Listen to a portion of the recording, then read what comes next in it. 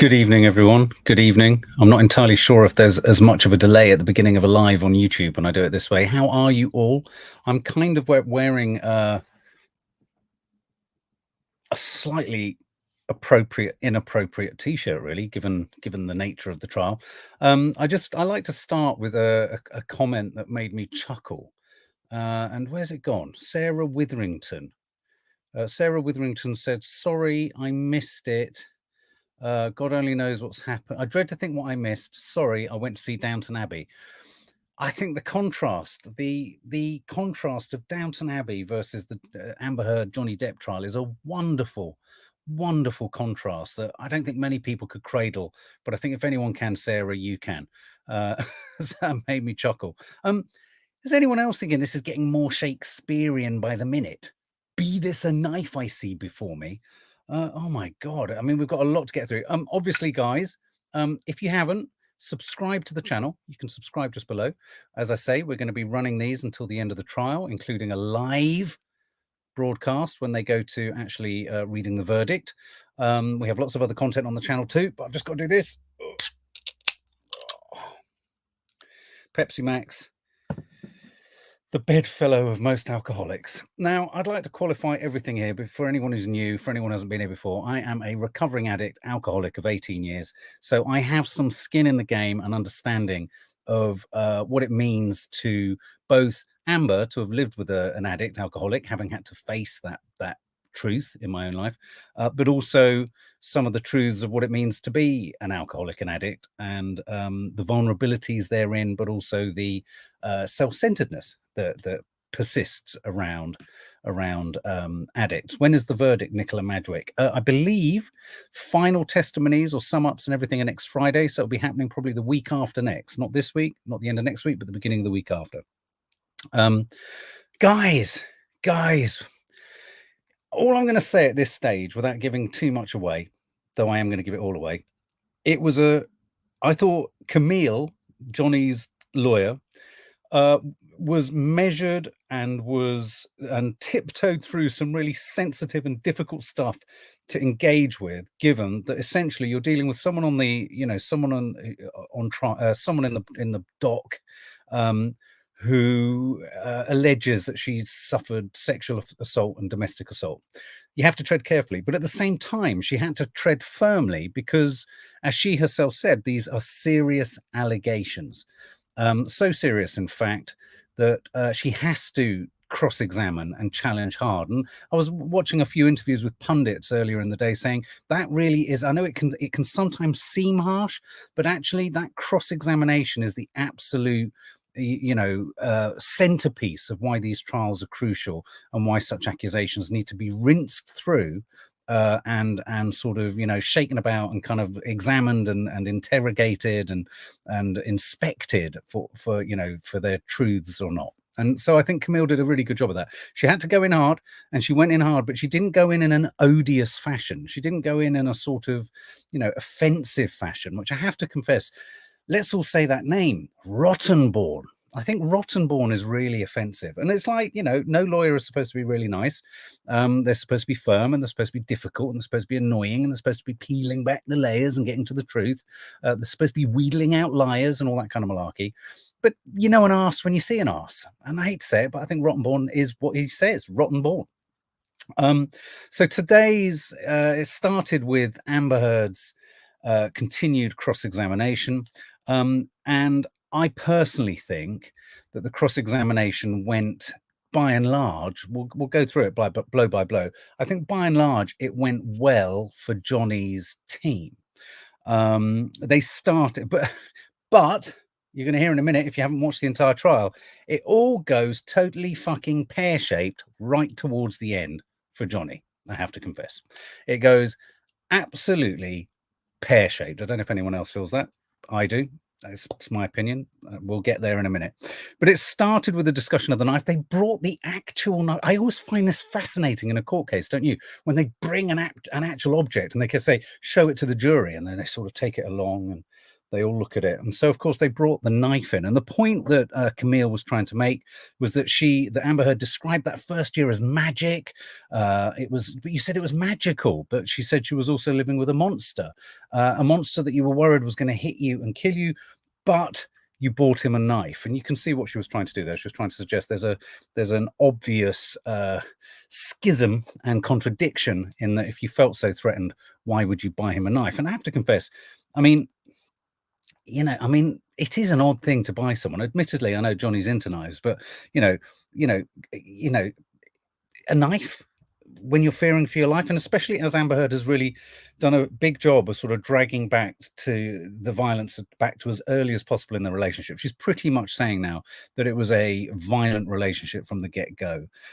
She claimed, Camille said, you gave a knife to a man who was hitting you, and then Amber Heard claimed, but he would go on a break. He'd take a break. And so there was 6 months in that year. Now, every time she talks about this idea that there was a promise of sobriety and then he'd fall off the rock, he'd fall on the, hit rock bottom, fall off the wagon. That's it. It rings true. Hate to say it, rings true. And, I'm sure one thing you can know for sure, let's let's not say that Johnny Depp is a domestic abuser, but I can promise you one thing, he'll be fucking annoying to be around because he'll either be asleep, off his tits, not knowing where he's going, disappearing for days on it, late all the time. I mean, it will have been difficult. It will have been difficult. They then moved on to quite quickly talking about the Australia setup, the violence that happened in Australia, allegedly. This is where Johnny severed his finger. They talked at great length about the phone that Amber Heard suggested he'd smashed up. Apparently, conveniently, there were no photographs of this phone. Amber Heard claimed that his finger possibly was severed at this point by the smashing of the phone. And this is where I thought Camille had to tread really carefully.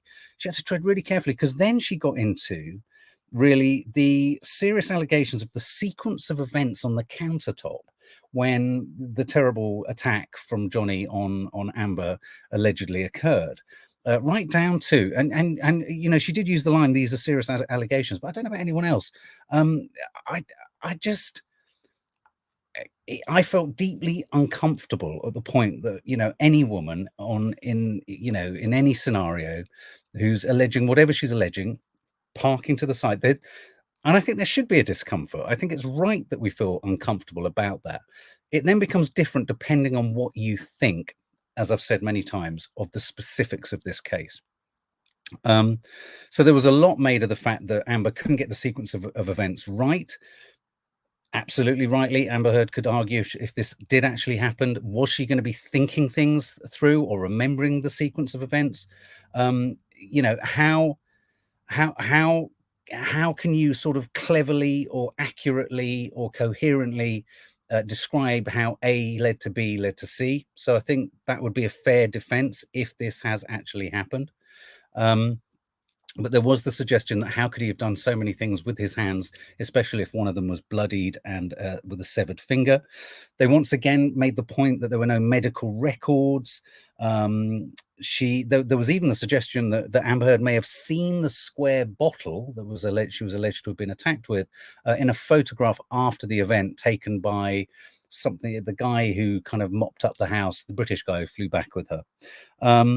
Here's my hypothetical question at this point. We've only just got going in the day, and I'm asking this. Could Amber Heard have panicked after the damage to Johnny Depp's finger? See what you think of this as a theory. And she retrospectively concocted this narrative to escape judgment. What I mean by that was she wasn't interested in smashing him up and beating him up and domestically abusing him at all. But did something awful happen to his finger and she knew or was worried or was fearful that this would get out and it would totally destroy her reputation unless she met it with something as potentially awful back? And that's what led her. So it was almost like a panic-stricken alibi that she quickly dragged in. If she did that, what do you think? Do you think she could have done that? Could that have been part of it? Could she have been sort of in a state of panic? you know, sort of thinking, well, you know, rather than me just being destroyed, I've got to have this, I've got to do this in case you know, it destroys me. And of course, in the process, it potentially destroyed her. And what I'm trying to say there is, could this violence have happened in a non-considered domestic abuse context? Oh yeah, there was a bit of a chit chat. I just wanted to refer back to yesterday.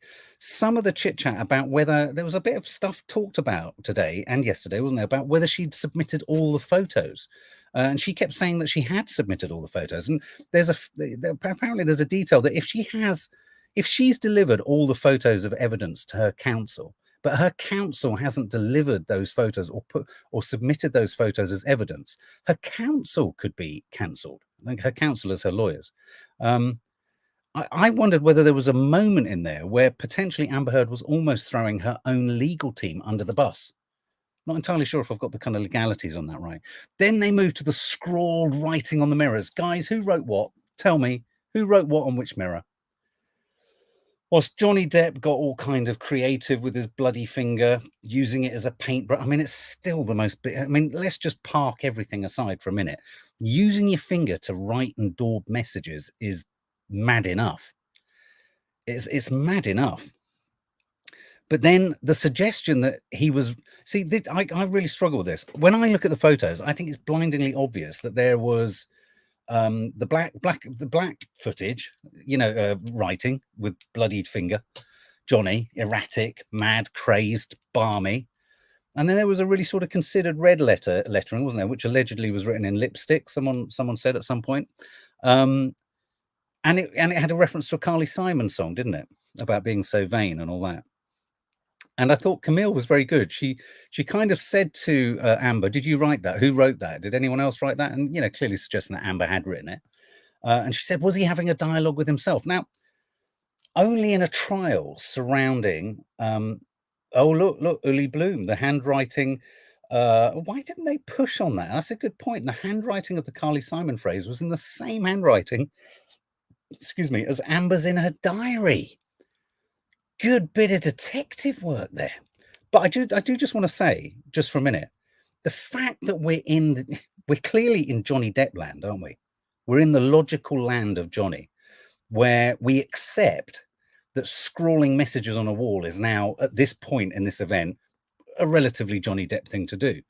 So then Camille asks Amber Heard, is Johnny Depp having a dialogue with himself? And there's quite two grown women having a sensible conversation about whether Johnny Depp was writing one thing in black and then I'll write something else at me in red. I don't know what I think about that. Let's do a poll. Oh, you feel that Johnny definitely won today? 81% think he came out on top, 5% Amber, 14% neither. Okay, let's see who you think. Let's get another poll going, shall we? Who wrote the red message? Was it Amber? Or was it Johnny? Or was it a rogue monkey? There you go.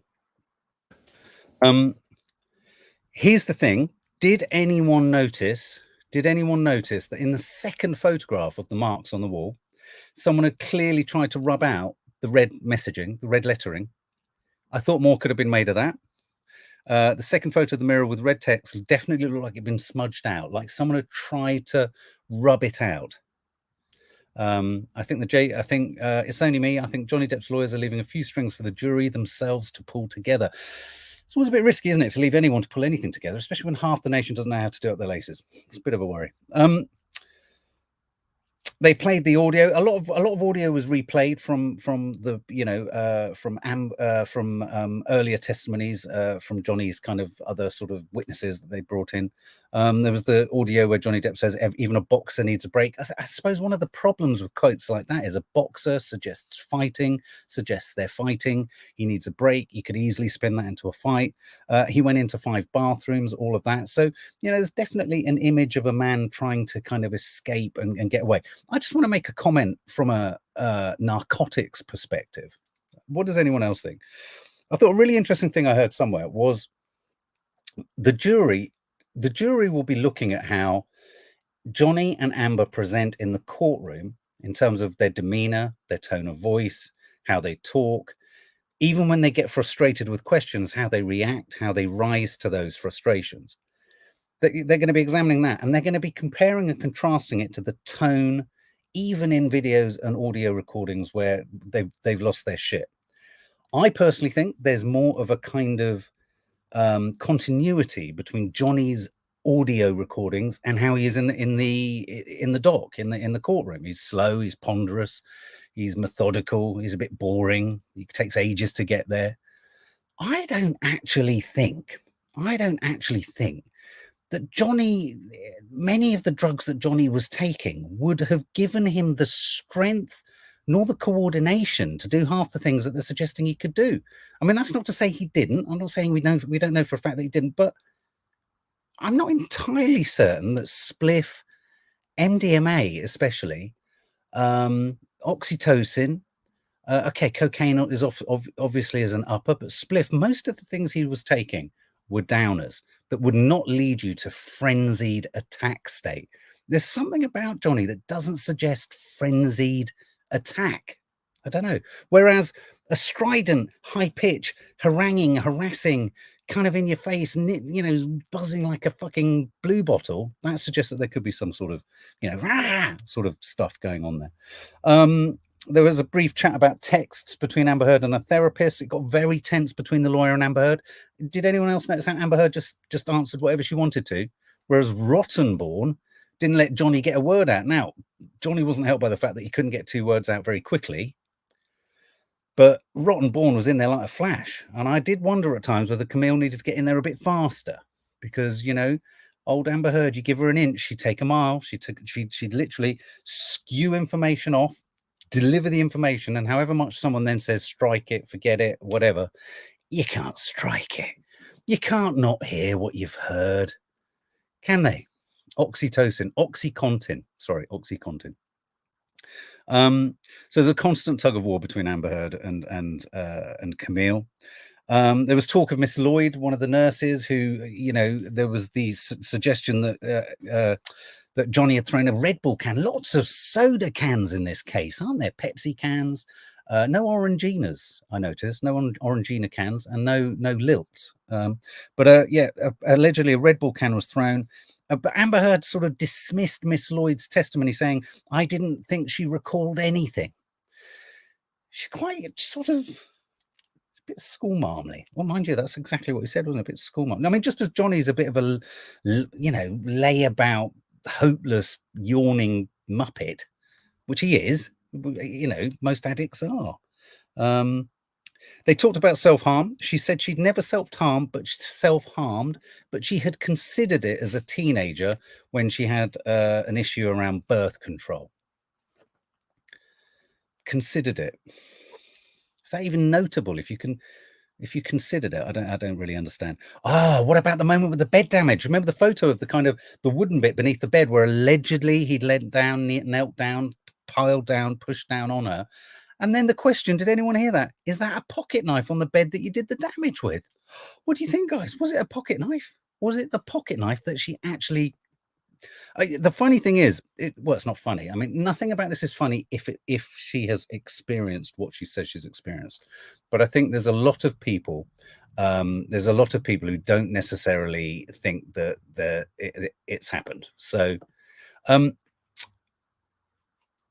I've got images of Amber kind of, you get images of what they're doing behind the scenes, haven't you? When they're doing it, you know, when they're not caught, when they're not on camera. Shonsta Migmon threw the, sorry, these are going up so fast.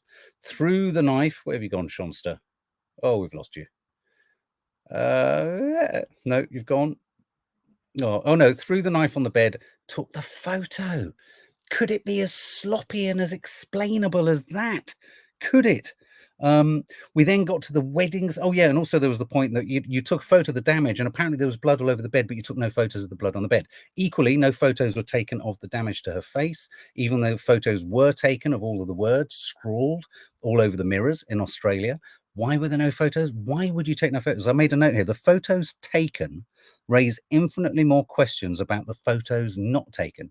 So it's almost like by taking any photos, you've created this huge Bermuda Triangle of questions and unknowability around why aren't there other photos? If you're taking photos of this, why didn't you take photos of that?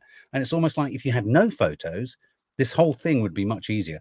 I'm still left wondering sometimes who the hell was recording some of the audio recordings.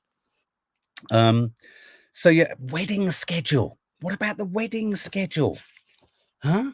So where they got, we do this, we do I don't know, we do some country dancing, we do the hokey cokey, we do the chicken dance, and then we take drugs. And got drugs at the bottom, haven't they? Drugs. Make sure drugs are there.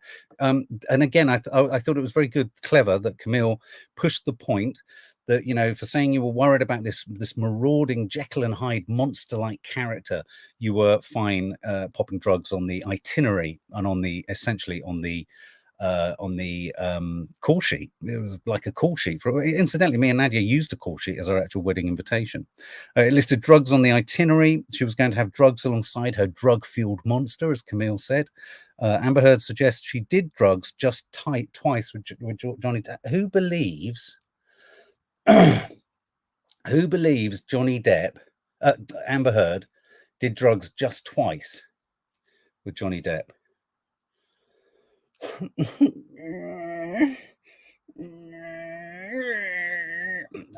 Of all the things I've heard, she would have done better to admit it. Though I'm sure her counsel would have said, yeah, you admit that, then you can't hold on to any testimony because you'll be off your tits. Uli Bloom. She only wanted leverage in a divorce. That's why she took all the videos. But then she wanted more publicity and to build up all the abuse claims. Then she had to make do with what she had. This is what it's funny you should say that, Uli Bloom. I'm a huge believer that what's happened between Johnny and Amber is a graduated process. I think she was young. She was impressionable. Her head was turned. Of course, it's Johnny Depp and all that kind of stuff. Very exciting. And then she began to realize, probably didn't realize immediately, but began to sort of unfortunately realize to some extent that she was actually weirdly and perversely, possibly in more control than he was, or where she wasn't in control because of his, his status, his fame, his career, his profile, that where she could get strength in the relationship was by, I suppose, hauling and collecting and hoarding all these kind of bits and bobs, these shards of evidence, as you rightly say. I'm with you on that, Uli. I absolutely agree. Then there was the audio about him spilling wine 3 times. How would you react to someone spilling wine on you 3 times? It is annoying. It is annoying. It would be annoying. I mean, I remember, years ago, I'd fall asleep. I'd fall asleep with a drink in my hand, and I don't know if it went on the floor, but I'd imagine if it happened 3 times.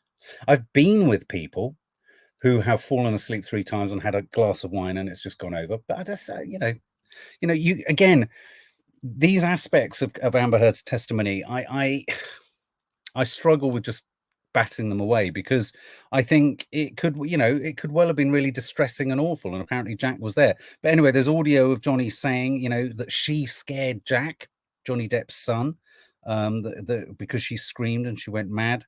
Now, Camille made the biggest gaffe of the day, didn't she, at this point? Did anyone see this, where she tried to refer Amber Heard to a previous testimony or a previous statement or whatever, saying that she hadn't claimed that he'd grabbed at her, her lady regions. And then Amber Heard was very sharp. She said, yeah, go back to page 62. You'll see it's there. Bit of a moment there. I felt Camille handed the ring bind folder back to her assistant with a little note going, try harder. Do you think there was a bit of a moment there? Kind of screwed it a little bit, didn't they? More audio, Johnny Depp saying that Amber Heard attacked him in bed. There was footage there was sort of like idyllic footage, wasn't there, of Amber Heard heading off to or coming back from Coachella. I mean, I suppose the point they're trying to make was, did she look like she'd been beaten up? Did she look like she'd been attacked? Did she look like she'd been assaulted? All these inferences. And one has to remember that just because someone presents as being happy or in a good mood or having fun or whatever, it doesn't mean something awful hasn't actually happened. You know, it's easy after the event. It's all about juxtaposition, isn't it? It's about you say something in court and then you present an, you know, you say someone says I was attacked, and you as a lawyer who are trying to prove that that's not the case, you go, were you? This is what you did the next day. I mean, so what they've done is they've elided the fact that there were actually 7 hours between that for you to sort your shit out in your head. And then they cut hard to in the court. It's a bit like editing. It's like editing a film, to them happily in a car.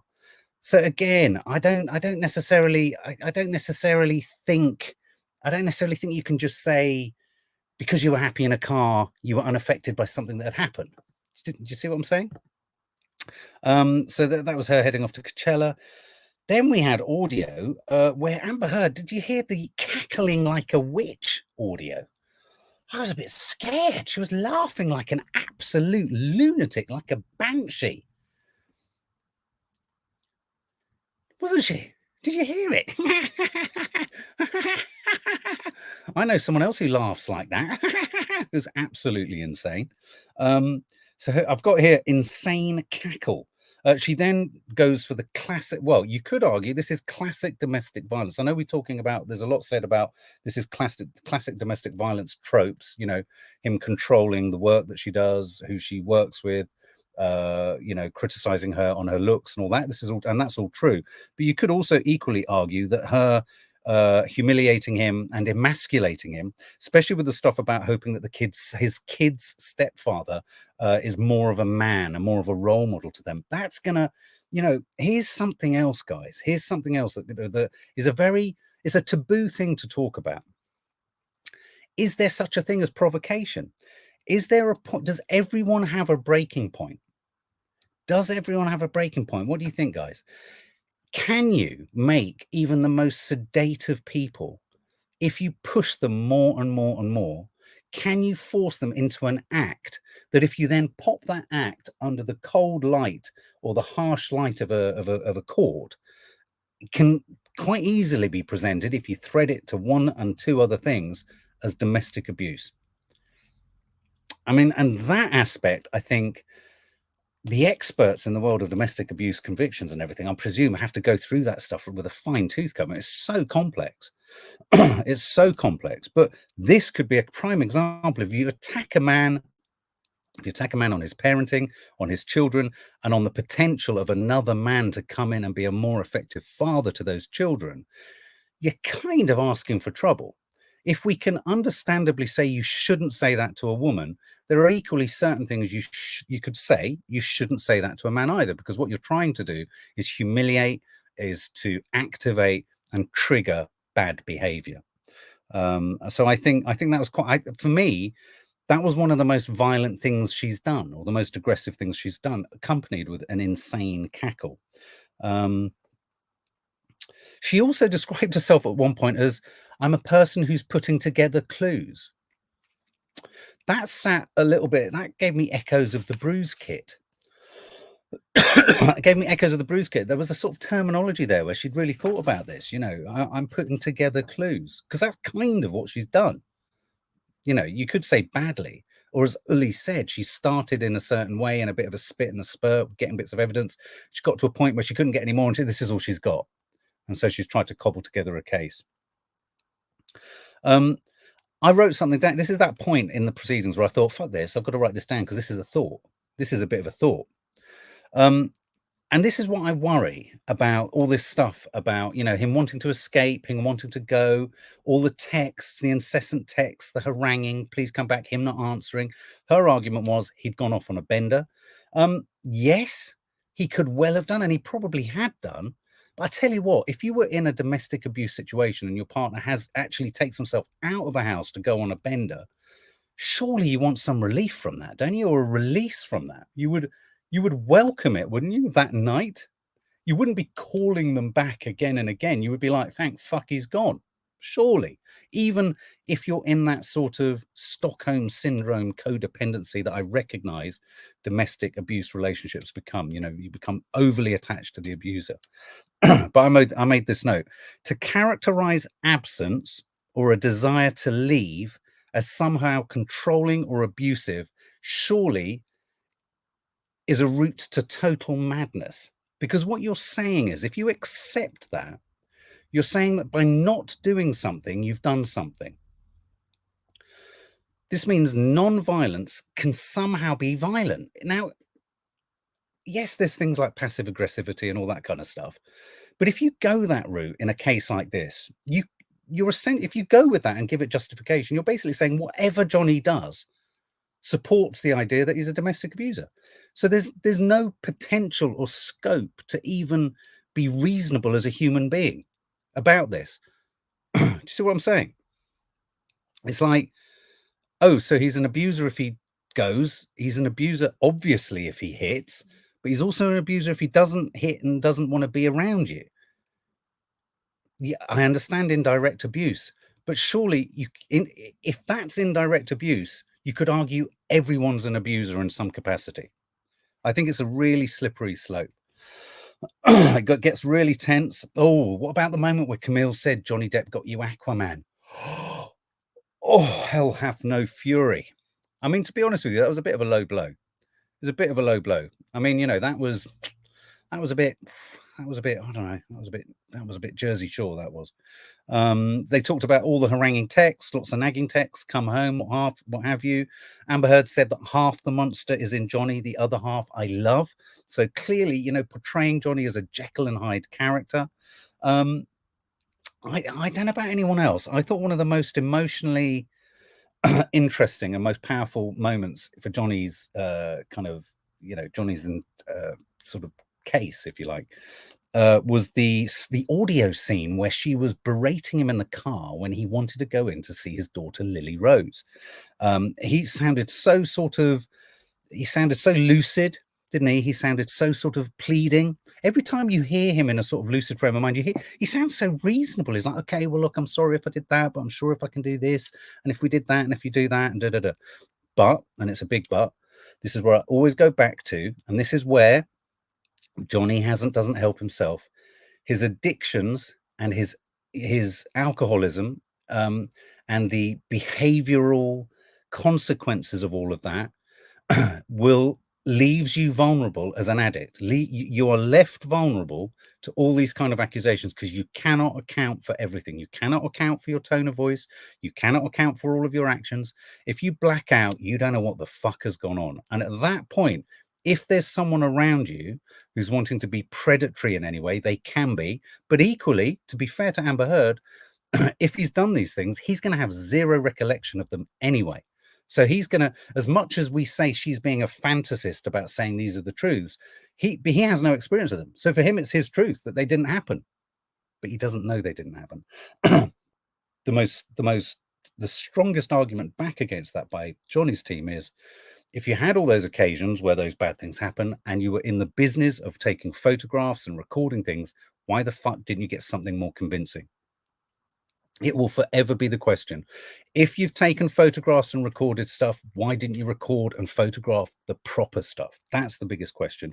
But I thought the moment with Lily Rose, her saying, she said she wanted to break the cycle. She didn't want it. She thought he was going to go in, even though Lily Rose was there, and take drugs. That's what I want to know, Sharon Dixon. Who did the recording in the car? Did Johnny have the foresight to record it? Why would she record it and keep the file if it didn't sort of present her in a good light? Exactly what I was thinking. I'm pleased you asked that. I don't know. Anyone know the answer to that? Denise Hiller, narcissists isolate you from your loved ones. She may have said he will do drugs, but also stop him from seeing his daughter. I felt there was a bit of cumin and spice going on there. He just wanted to see his daughter. She said it's drugs because it has been on other occasions. So there's some truth to that. So it's easy to apply it to this too.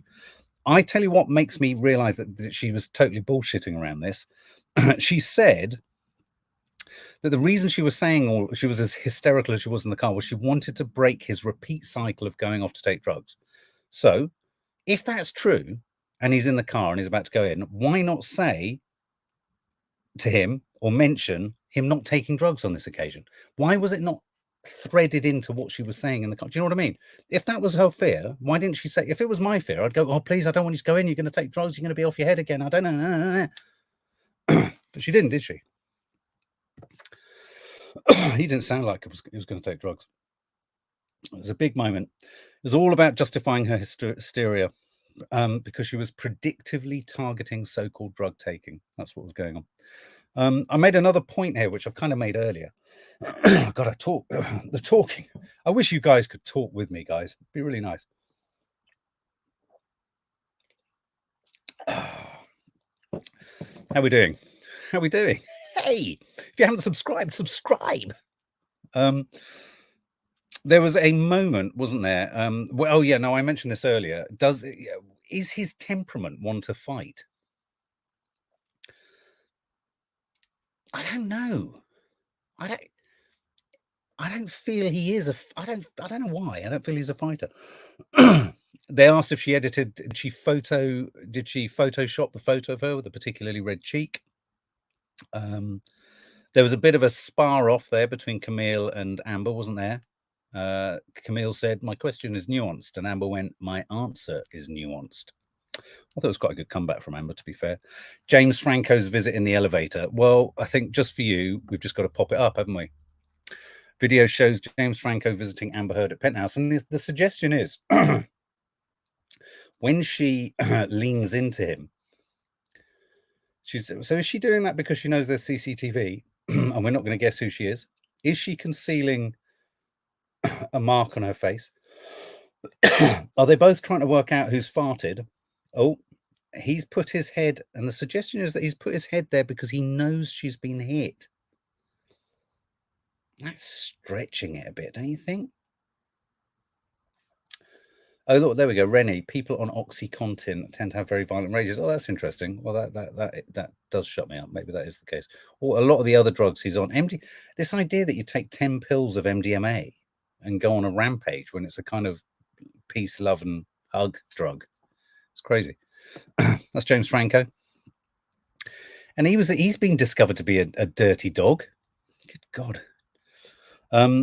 Yeah, so James Franco visit an elevator. All very fierce here between Camille and then they move on to the photos for the restraining order. You know, were they? And this is where I think that I didn't think Johnny's team particularly grilled her on whether her bruises were real. Did you feel that they'd left that in the air? I know prior to the case, a lot of people were saying, "Oh, look, yeah, no, she used makeup, the bruise kit. Did she use the bruise kit?" Oh, well, in fact, no. Camille did say, "Did you use the bruise kit?"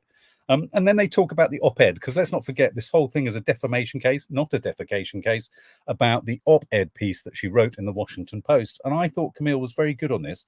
She found a couple of other quotes to broaden out, because I think Amber's defense were homing in on just the one sentence of she was like a poster girl for, you know, domestic abuse. She'd been in a 2-year. I thought Camille did a really precise job of this, and let's not forget this is what it's all about, of identifying those 3 passages in this that kind of take us back to a time 2 years ago where she could have only been referring to Johnny Depp. Amber Heard tried to kind of dissipate this by saying I was referring to groups of men, you know, men in general. The hashtag Me Too movement, correctly so, as you know, needed to be called out. But I wondered, I made a note here of surely, where did I make this note? She uses the analogy of a ship. Surely, even if you're suggesting that someone is one of many people and it's a culture of kind of abuse, even by saying, "Oh, well, I was, yeah, talking about Johnny and many others at the same time," isn't that still defamation? Aren't you still defaming someone if you're even inferring that he's part of a sort of institutional sort of control and sexism? Oh yeah, if she's referring to other hashtag Me Too people as well as Johnny, isn't this still defamatory? I think it could be. And then, of course, there's a bit of a discussion about the fact that her tweet is really important. And I don't know if you noticed, at some point in the day, the judge said that, do you remember Amber's defense team wanted to strike all the cases that have been brought against them because, you know, for whatever reasons, it's all nonsense. It's, you know, it's not defamatory and all this kind of stuff. One of those was around the tweet where Amber tweeted a link to her article. They were trying to get that thrown out, but the judges kept that in and said that is up for debate, because by tweeting it, she is in essence, in some capacity, publishing it. And part of the defamation case is, did she write and publish an article that defames Johnny? So although that's a technical thing that's not very interesting in terms of the rest of the case, it's pretty key, I think, to one of the strikes that Johnny Depp's trying to win against her. They went through, they then ran through a lot of kind of articles, like just like Rottenborn did with Johnny. I thought on both sides this was unnecessary. They just ran through a load of headlines that just slagged off Amber, a load of headlines that slagged off Johnny. It's clear that they've both got bad press because of the same conflict. I mean, I thought this was a bit of nonsense. I thought it was a bit cheap. I felt like they were doing it just because Johnny's lot had done it, you know, and I just didn't think it was needed. Does anyone else think she's eyeballing the jurors? That's going to be my next question. Or let's see what the result of the poll is. Who wrote the red message? 78% that say Amber, 8% say Johnny, 14% say a rogue monkey. Yeah, well, you never know. You never know. What was my question? What was my question? Oh, was Amber eyeballing the jury?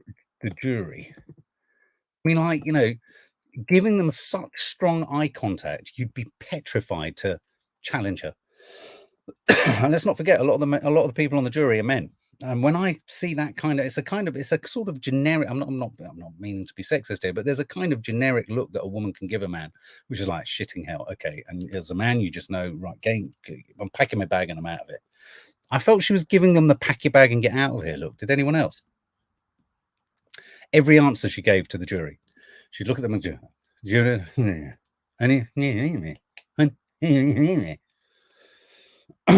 was almost eating their packed lunches, wasn't she? They talked about, as they did with Johnny, what's the impact on her earnings? They talked about Aquaman. She talked about the fact, very much, one of the big headlines that keeps coming up ever. It's interesting what they lead with in the headlines. You sort of think, well, they haven't actually listened to all of this. Is that she says that her role in Aquaman 2 has been diminished and diminished and diminished because of this conflict with Johnny. She's still got her L'Oreal contract. She said she just wants to move on.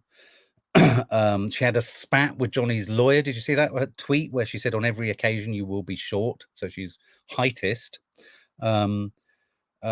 She said, there was another clip where she said, I didn't punch you. I hit you. They talked about the toes under the door. At this point, I thought, I've heard this 3 times now.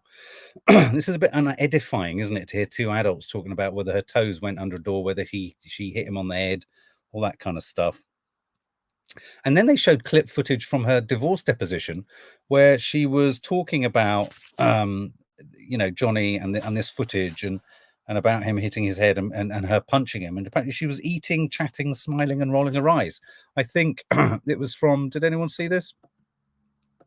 It was at this point they showed it's not particularly a good screen grab, but she looked particularly uninterested in the fact that, you know, she'd hit him.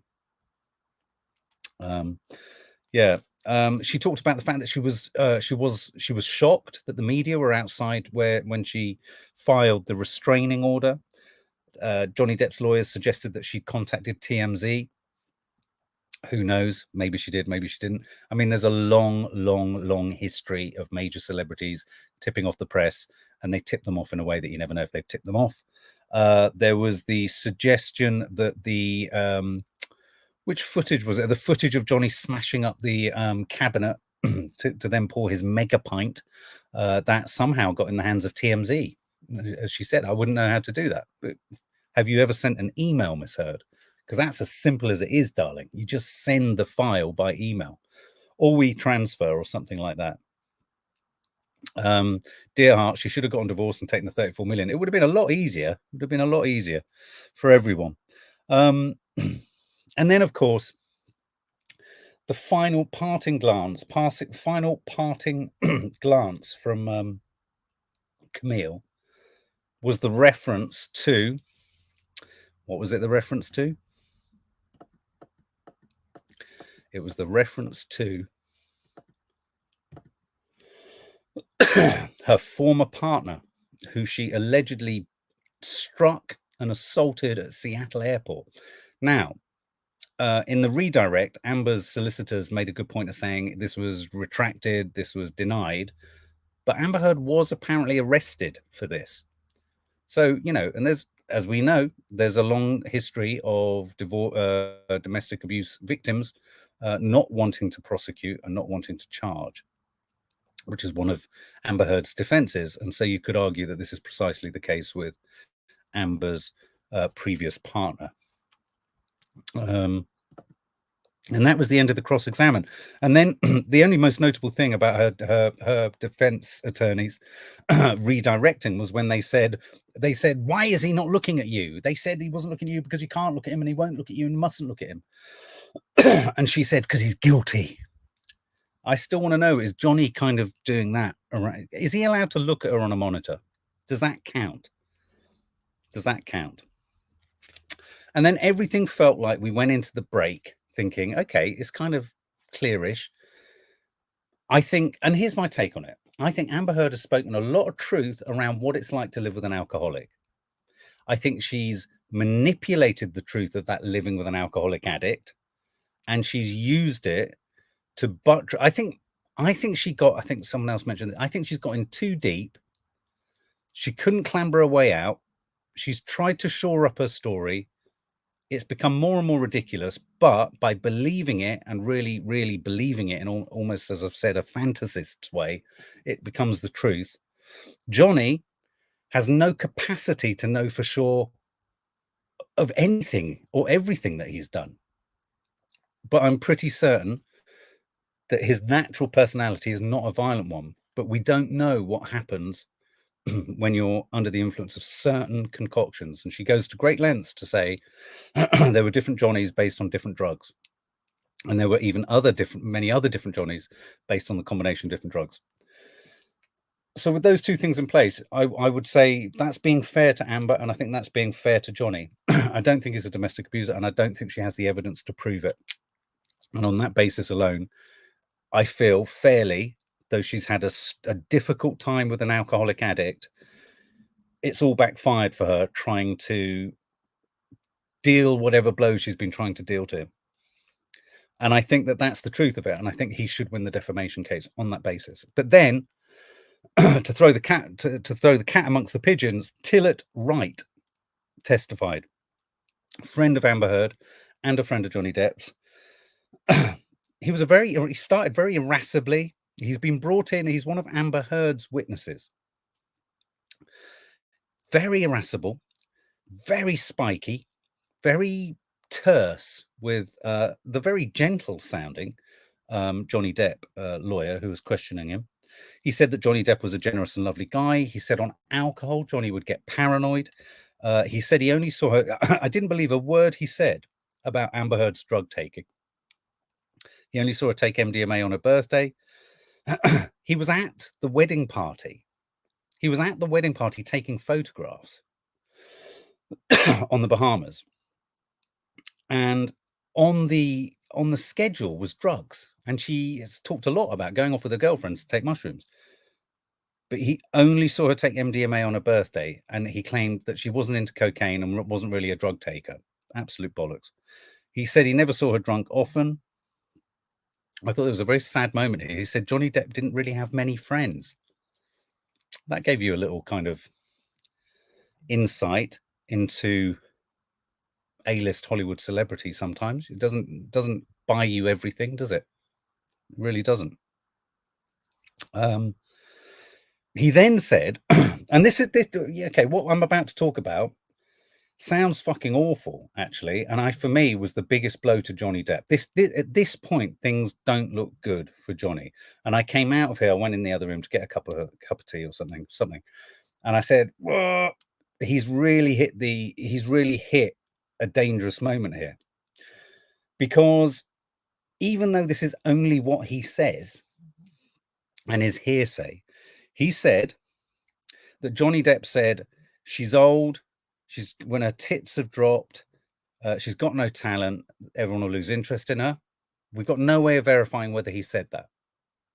Okay, got no way of verifying it, but it doesn't sound good, does it? He was taking drugs and drinking with Marilyn Manson and Paul Bettany. He talked about how Johnny didn't like life sober. Johnny Depp had a marijuana closet. I mean, for any kind of hipsters out there, wow! Imagine being invited to Johnny Depp's marijuana closet. Good grief! Johnny Depp would black out often.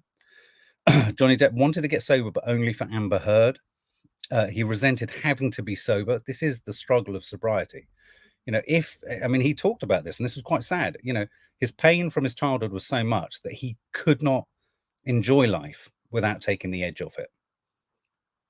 Yeah, getting to that, dear heart, getting to that.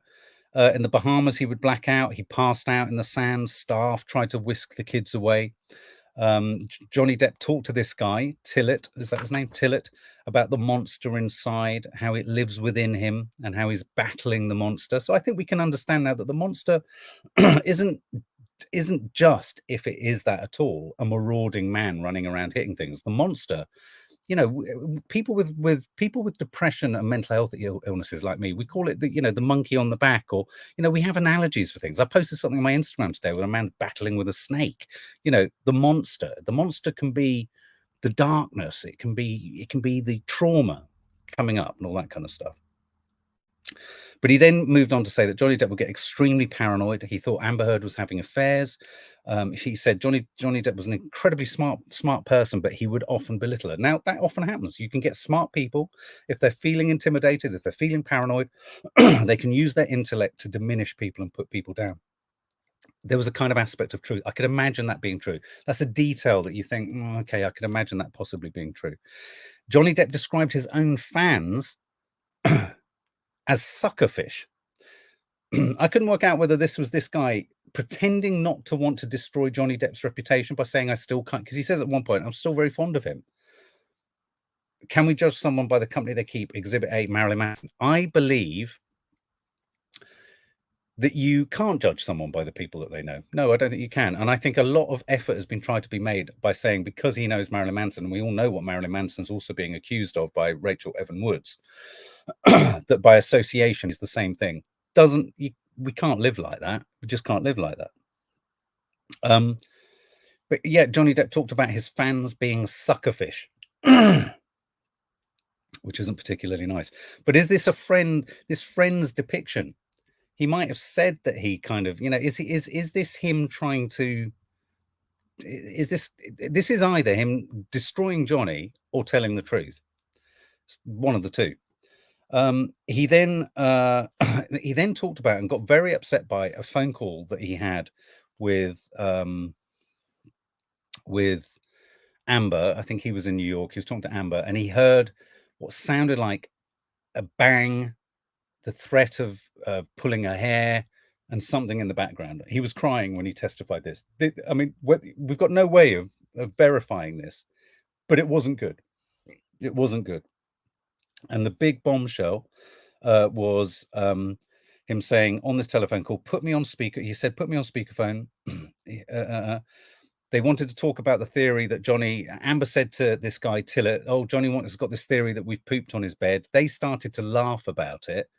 That's when the phone got dropped. There was a huge bang. What if I peel your hair back? He said he heard Johnny say. Then she screamed. And then Tillett, this guy, called 911.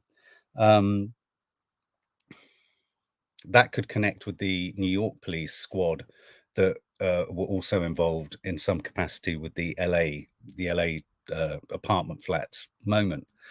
The most damning sentence. He hates his fans, dear heart. Well, again, if it's true,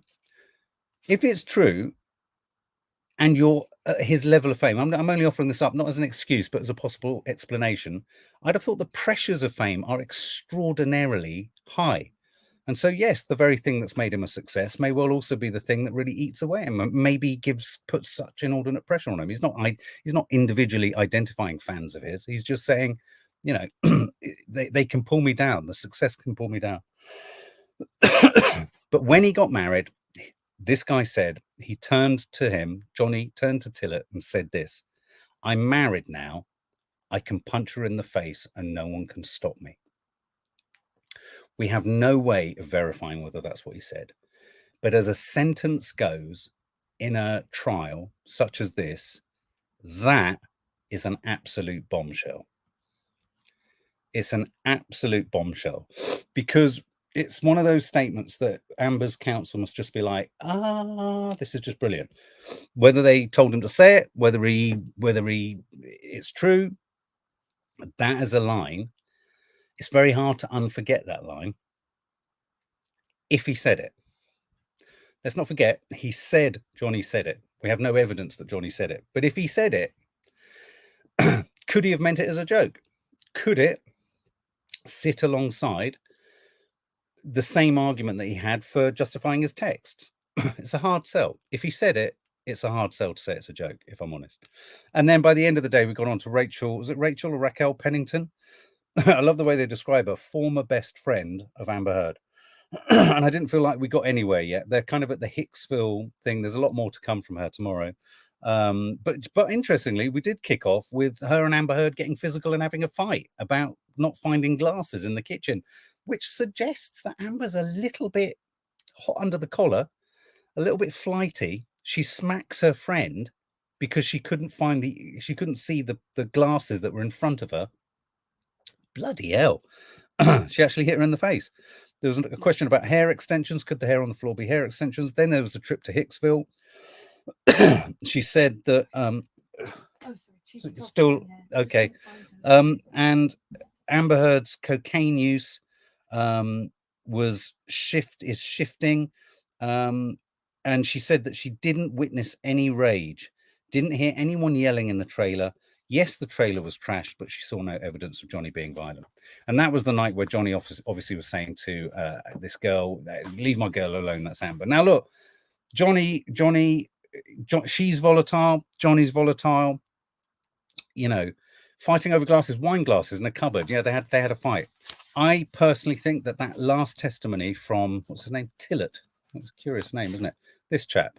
I didn't pop his image up, did I? Where is he? Let me find him for you. This chap. Troubled man. He was a troubled man. He didn't look particularly happy. Lynn Keary. This is an interesting narrative. Freeloaders came up with a half-assed plan. Don't forget, this guy was living for free for a long period of time in one of Johnny's flats. And there was the suggestion from Johnny's lawyer that Amber and all her cronies had kind of cooked up this narrative to essentially pull Johnny down, in a sense. I think the question here is that we can either choose to hear what this guy said and see it as part of a tapestry of a sinister sort of campaign to pull Johnny down. She was very verbose, wasn't she, Amber, about the fact that there's been a smear campaign against her from Johnny. And so who's to say there isn't as much of a smear campaign going back the other way? But I tell you what now, that one sentence will snag those jurors when they're making their choices. I think up until that statement, everything, there wasn't a headline statement as powerful as that. It was a very powerful statement. And Sophie R says he has a very troubled backstory. I felt for him. He does look very troubled. He did seem very troubled. Yeah, curious to know whether, I think it's going to come down to, do you believe him saying that? Do you believe what he said? Do you believe what he said? Yeah, well, there you go. So what do you think, guys? If I'm honest, I think today was, it started off as a really good day. I think Camille did a really good job with Amber. I think she did a really good job. It was the least sensational part of the day.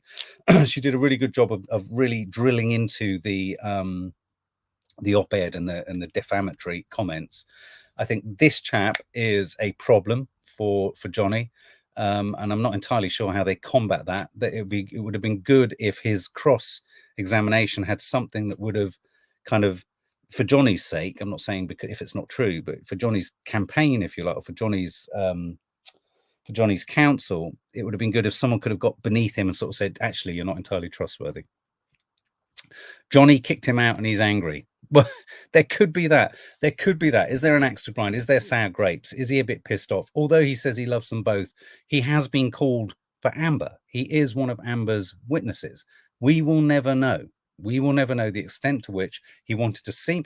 Here's the thing. Okay, if we want to get really cynical about this, the only way you're going to be truly believed is if you present as reasonable. If you come out of the stocks as a witness going, oh, he's an arsehole and he's this, you're going to be dismissed pretty quickly because people are going to say he's not actually being honest. Truth often embraces both sides of the equation.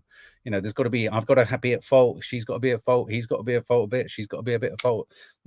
If you come out of the traps just going, no, he's this, he's an arse, he's that, you go, all right, well, he's just pointless. He's just loyal. Maybe this strategy here, you could argue, I'm not saying this is the case, but could argue the strategy here was come out saying you love them both, you were friends with them both, you had you had no axe to grind with either one more than the other.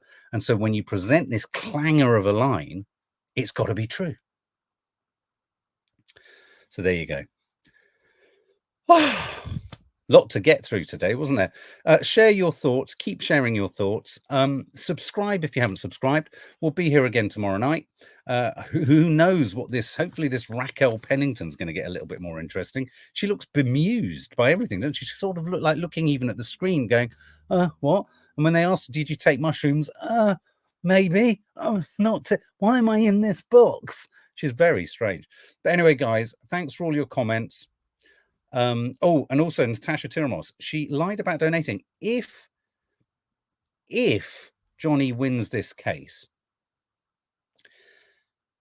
there is the potential that if they home in on what she said, donation versus pledging versus whether she paid or not, there is a possibility that if someone can be asked to do it, that they could have her up for perjury in the London Sun Dan Wootton case. It's just a thought. You never know. It could happen. Guys, I'm going to go and keel over in a corner because I'm exhausted. I hope you've all enjoyed that. Thank you, as ever. Thank you for all of your observations, all of your, additional thoughts, all of your strong opinions on both sides. As I say, we will never fully know. It comes down there for the jury as well. Just if the jury come out on one side, it doesn't mean they're unreasonable. It's just they've gone with what they've heard and they've gone with their instinct. It doesn't mean they're anti-women. It doesn't mean they're anti-men. Anything. I mean, I would be fascinated to know how these people in Virginia are dealing with the idea. They've got these two major celebrities in there talking about the most ridiculous things, shitting on beds. What the hell? Anyway, guys, sleep tight. See you on the morrow. For those of you who don't follow us necessarily, we do coffee moaning in the morning, which is a kind of news. We'll do a little sum up of the news. We'll do a little sum up of this in case headlines have come up in the night. I'll see you tomorrow.